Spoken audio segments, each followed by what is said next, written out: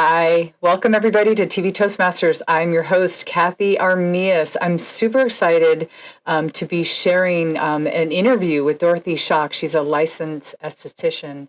Welcome, Dorothy, to the show. Thank you. I'm so excited to talk to you today. Oh, great.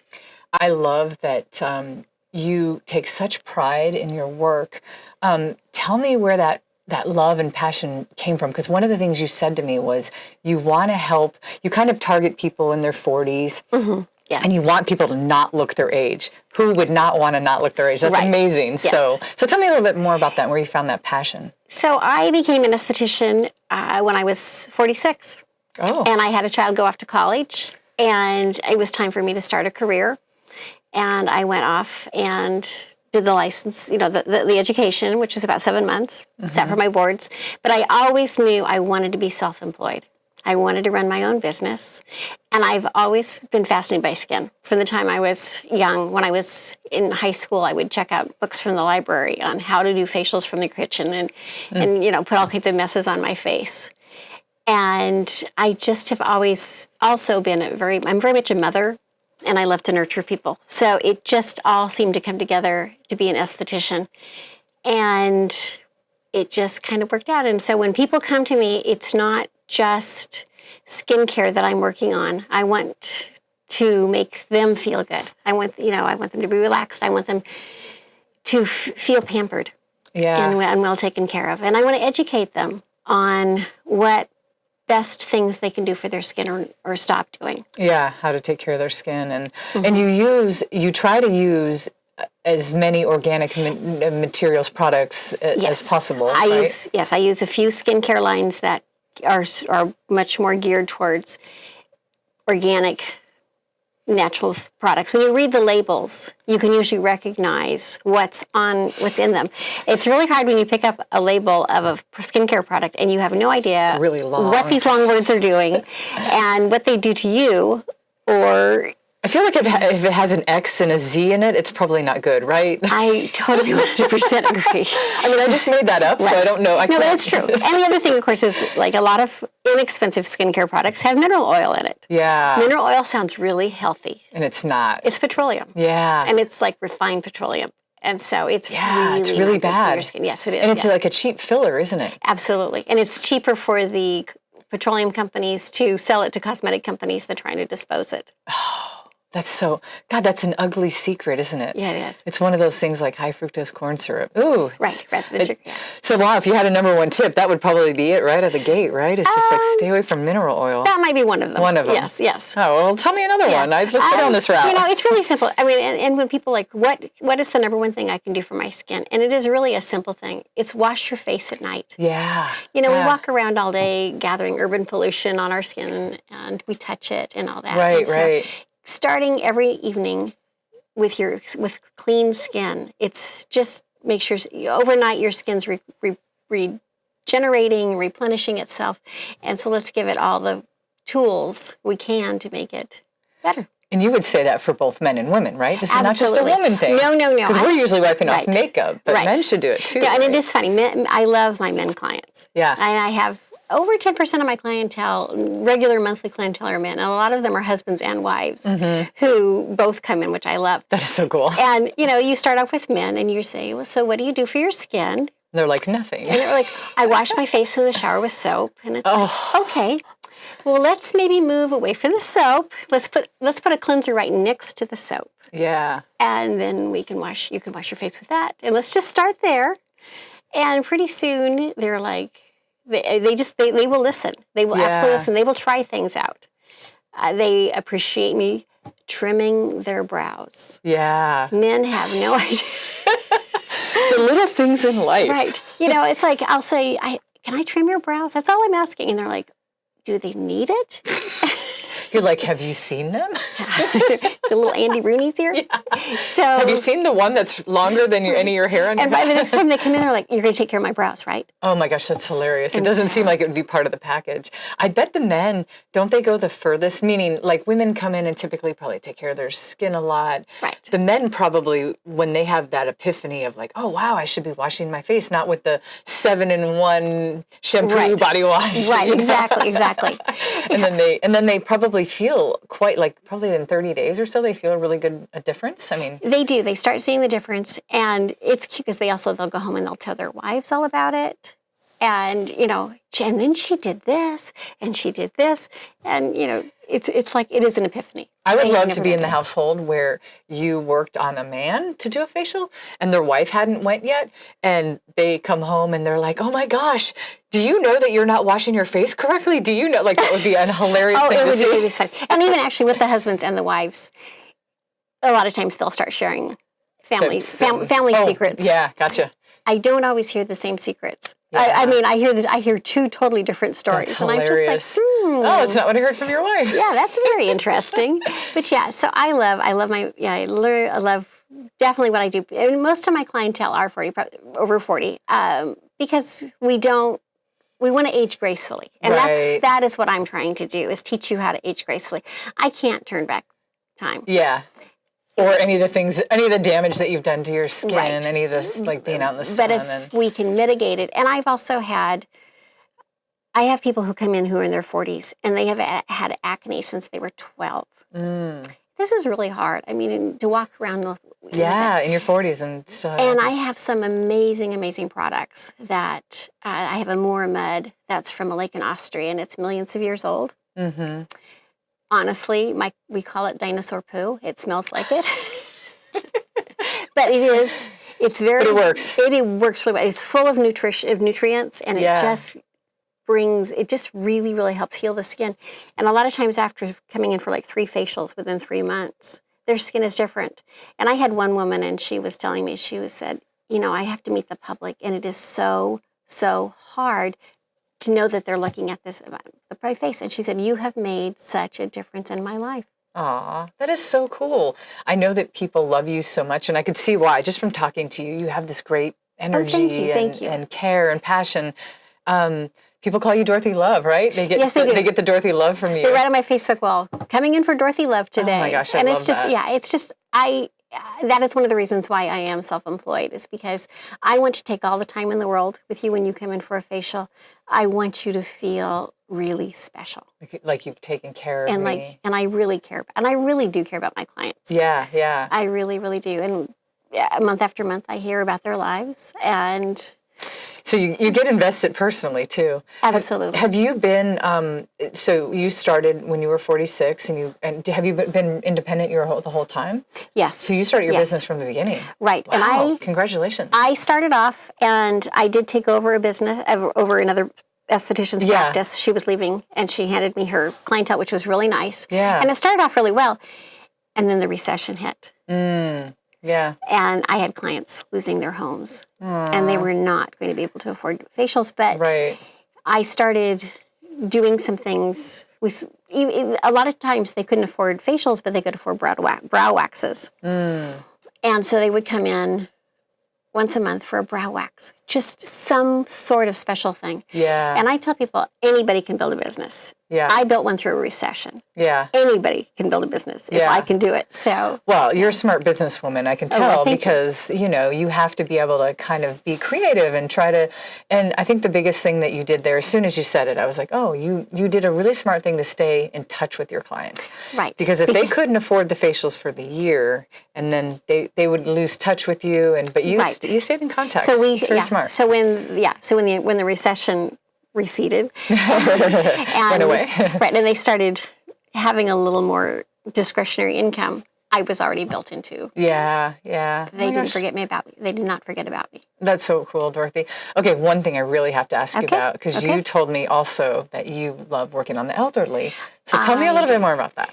So a lot of times, elderly clients, they're wonderful people, and their families take beautiful care of them. They make sure that they are dressed, that they are fed, that they get to their doctors, and they even bring them to family events. But they are not touched enough. And they don't, I don't think, it's not a mean thing. People just, it's, within a crowd of people. And these wonderful, wonderful little old ladies come in, and they get on the table, and they practically rise off the table at my touch. And they tell me the most fascinating stories about growing up, being the bride during World War II or whatever. And they tell me about their grandchildren, how their pride. It is so cool. And I'm not going to make their skin look 24 again. We all know that. 40 maybe? Maybe, but they With still, good genes. Right, but they just really, really enjoy that. And I also had, about a year ago, I had this woman contact me, and her mother was 93, and she had never had a facial, and she wanted one. And I know earlier you said you didn't like the word bucket list, but it was kind of, it was on her. It was her life goal. It was her life goal. And I was a little concerned about her making it down the stairs to my room, and I insisted a family member come along at least to help with that. First of all, she was in great shape. She zipped down those stairs. It was so cool to give this 93-year-old woman a facial. She just drank it up. She was so excited, and she just loved it, and we had the best time together. Her first ever? Her first She had never had a facial in her whole at 93 life? years old. Oh my gosh. Wow. And so that was really special. That is incredible. I just want to talk about that for 1 second. Okay. Because when you told me that, I mean, I got chills. Okay. I was thinking about this whole thing about how it made me go down another route, but I was just thinking about how much wisdom is in elderly people and how sometimes in society we kind of push them off to the side a little bit. And so when you said they hardly ever get touched anymore, it kind of connected to me on that level. And so when you told me this story about, you're telling me this story about this 93-year-old, it brings so much joy to my life to know that somebody is out there like taking care in one little special way. Right. It's just kind of a reminder to all of us. It is one of my favorite things to do is, That is so cool. elderly. And like I said, I'm not going to make their lives, I cannot bring back youth. 30, 40 years of their skin. And they sometimes have some great skincare regimens, and they will share those. I've been rubbing butter on my face. Yes. I've definitely heard that. Coconut oil, butter. Today's generation does coconut. Yeah, Crisco, yes. They did butter, but it is just a fascinating. It's just wonderful to hear their stories and know that they feel they've been touched. They've been touched and taken care of. Well, I love this, and I love that a piece of your job and your work is that some people could look at it and just say, hey, this is my job, this is what I do, but you look at it as so much more, and I love that. Well, and how I became an esthetician was my kids had given me a gift certificate for a facial for Mother's Day, and I'd had facials before. And I went in, and this girl was definitely phoning it in. She was not present. She was just, and I walked away and I thought, I could do better. I could do way better than that. And that's always in my mind. I don't ever want my clients to feel like I'm just like, okay, you're on the table, off the table. I want them to feel special. Yeah. Well, now I want to get a facial from you. So I hope you do. I'm excited. We're going to take a quick break, and we're going to come back, and I'm going to ask you some more questions about your work. So all right. We'll be right back. Okay, thank you.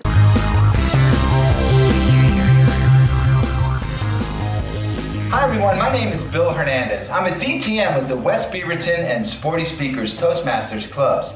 I have over 40 years experience in the world of video production, and I would like to invite you to attend my breakout session, How to Present Your Best Self on Camera. You will learn valuable tips on how to present your best self on camera. You will also learn how to leverage these tips, whether you're into video blogging or webcasting. So join me and my friends and fellow DTMs and TV Toastmaster legends, Phyllis Harmon and Dottie Love, at the District 7 Spring Conference, April 27th at Camp Withacom in Clackamas. For more information, go to the d7toastmasters.org website. Hope to see you there. Hi, everybody. Welcome back to TV Toastmasters. I'm your host, Cathey Armillas, and I am here with Dorothy Schock. I'm still here with Dorothy. Dorothy, great first segment. I loved hearing about your work and how much you love it and the passion. And, we ended with you talking about how you love doing facials on the elderly. And, and I love that. Can we take it the other direction? Do you ever work on teenagers? Like, do you go the other? Yes, I do. I work on teenagers. That is another thing that I really enjoy doing, partly because if you can educate a young person on how to take care of their skin now, For life. it's going to look so much better when they're 40. Isn't it hard, though, to tell, like, teenagers, like so this is a funny little story. When I was in high school, one of my friends worked, I think she worked at a store, and she did makeovers. Right. And she said, the number one thing you can do is wash your makeup off at night. And if you don't, every day that you leave it on, I don't know if this was true or not, she said your face will age 30 days every day you leave your makeup on. That might be true. I'm not sure about that exact fact. She freaked me out. It's really not healthy, yes. Teenagers, and they are they are worried about the acne. They don't want to have any blemishes. And, and unfortunately we have some who do go through really bad acne. Yeah. And trying to just take care of them and trying to educate them. There are times when I will tell their mothers, it's time to go to the doctor. Go to the dermatologist. There's only so much I can do with my products. They really, really need more. But teenagers will quite often listen to me because they see me as an expert. Right. Versus listening to them. My own children don't listen to me. Oh, I get it. I'm an esthetician. They're like, Yeah. But they will listen to somebody else. They listen to somebody that's not an esthetician. Right, exactly. And it's the same way. So it's good. And I have fun with the teenagers. I have raised 2 children. So, and I thoroughly enjoy that age, and the ones who are getting ready to go off to college, it's fascinating. But they will stress about one blemish, and it's like, okay, we need to balance here. Right. We're going to take care of it. And I have some great products for acne, and it's teaching them to wash their face at night. Actually, cell phone texting has been one of the best things for teenage skin because phones are dirty. Oh. And they were having it with their cheek. And now they text. So it's not they're not putting dirty phones against their cheeks. And I see a difference. That's hilarious. I have seen a difference. And they're also not putting those EMFs to their head too, which is really good too as well. So what's the tip that you would tell them as far as would it be moisturize or put sunscreen? What's the big tip beyond the, keeping their face clean? What would be a big tip for a teenager, going into their, 20s? Convincing them to not broil in the sun. Oh, and yeah. It's a really tough haul, because sun damage doesn't show for 20 years. Yeah. By the time it shows, it's too late. Right. And so trying to convince them to at least put sunscreen on. Just basically, they should be wearing it every day. Yeah. Because they are out. Right. And that is a really hard thing. But some listen better than others. Yeah. They're typical. We hit the spectrum. Yeah, sure. Yeah, it's kind of funny. It kind of reminds me of when we were younger, they would tell us if you smoke a cigarette, it takes 8 minutes off your life or something like that. And if when you smoked a cigarette, or if when you didn't take care of your skin, like you went out in the sun, you didn't have sunscreen on, if you could see the immediate effects, you would never do it. Right. And so it's hard to convince people when there's not the immediate effect of it. So that must be an interesting part of your job. It is. Whether it's to a teenager or to somebody in their mid-40s. Correct. So, correct. So tell me a little bit more. So you work on teenagers. You work on what's the youngest you've ever worked on? That's what I want to know. I think a 12-year-old. A 12-year-old. Okay, preteen. And she probably had 3 blackheads. Yeah. Her mother was quite concerned, and it is, and it's so sad because their skin is so perfect. Yeah. Their skin, look at anything. Too perfect. This is what your skin looks like when you have not been drinking alcohol and eating fast food and doing wrong things. That's what children's skin. And so when you first hit puberty, and you have all those hormones just pumping oil through you. Yeah. And those first blackheads, and mother brought her, she was like, and she really listened to me. She still comes to me about once a year. And she's now 18. Great. Oh, that's awesome. She never goes without washing her face at night. She washes it every single night.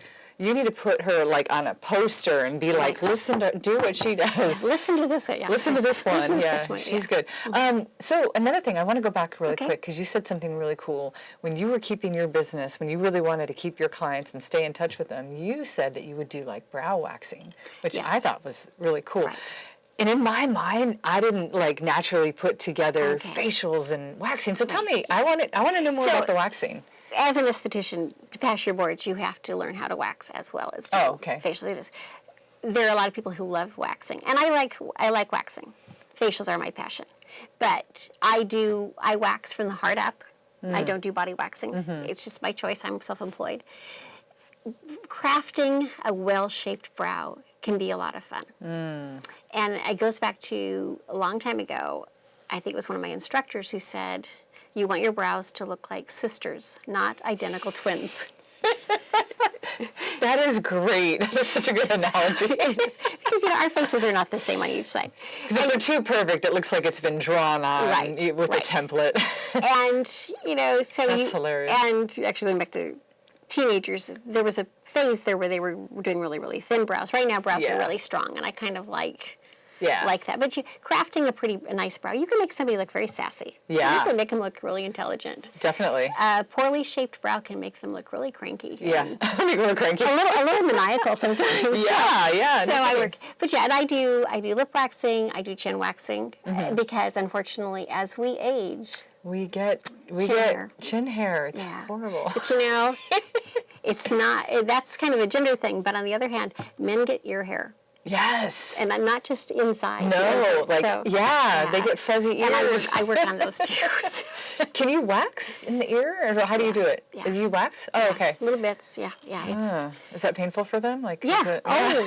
And I take it in your back wax. And I like don't you're like a to man. put people, so it's always like, okay, all right, I'm sorry, but we have to do this. So yes. So really quick then, I love that you're putting all these things together. A piece of it's like, keeping your skin clean, keeping it fresh, putting good products on it, taking care of the moisture. And then there's a piece of it too that's just like, you want to look your best, right? That's why you love, look our best. Right? And so that's why you want to shape brows and then keep things, tight and clean. If you have ear hairs, like take care of it. If you have chin, keep it tidy.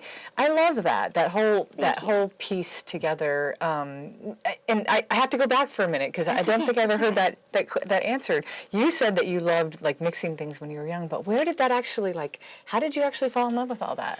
I think I was born that way. I mean, I was the 3-year-old who would sneak into her mother's purse and pull out the compact and the lipstick and want to put it on. Yeah. And it just kind of all came together, it's just always always been there. And even as just a mom, I was always, I loved doing makeup. And actually, I must have passed it on to my kids because when my daughter was 6, I told her I was going to volunteer in her classroom. And she was like, okay, but if you do, you have to show up in makeup. She sees me without makeup, I guess. Yeah. You got to come in makeup. The other first graders will be really, really embarrassed if my mother shows up without makeup. So. Yeah, that's so funny. You're like, that's so cool. I love that. It just has been just always in there. I'm just fascinated by skin, and I love learning more and more about it. It's not just, your skin is your largest organ of your body. Yeah. And it is connected to every other organ and system in your body. And so what goes on in the skin goes on with your other organs. And that's one of the reasons why it's important to keep it healthy. Take care of your skin, take care of your life. Ooh, I love that. Yeah. I love it. Okay, Dorothy, one last tip. We've heard a lot of things. We've heard wash your face, we've heard, sunscreen. Give us one more juicy tip. Okay, I will. This is a fun one. Awesome. So honey is amazing for the skin. It's antibacterial, it's antifungal, and it's a humectant. It will lock moisture into your skin. Keep organic honey in the shower.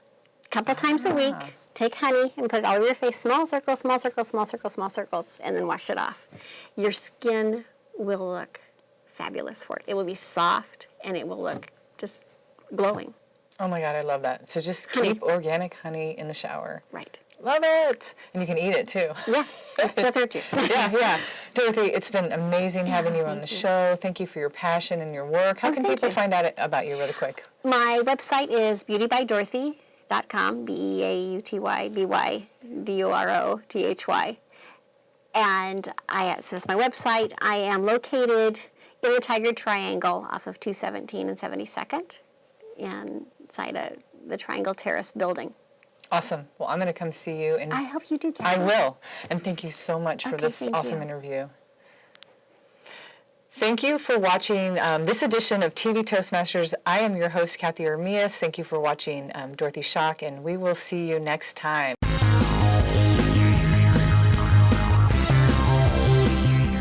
What are you doing on April 27th? I hope your plans include the annual conference of District 7 Toastmasters, we will be developing the tools for unleashing the power of your dreams. A dream is a vision of the future, light of the past, tinted with imagination. So imagine the possibilities. What would your life be if you could unleash the power of your dreams? Join me, Dana Lamont, and the Toastmasters of District 7 as we learn, grow, and have fun. Make your reservations today. Do it now before you get distracted by your other responsibilities.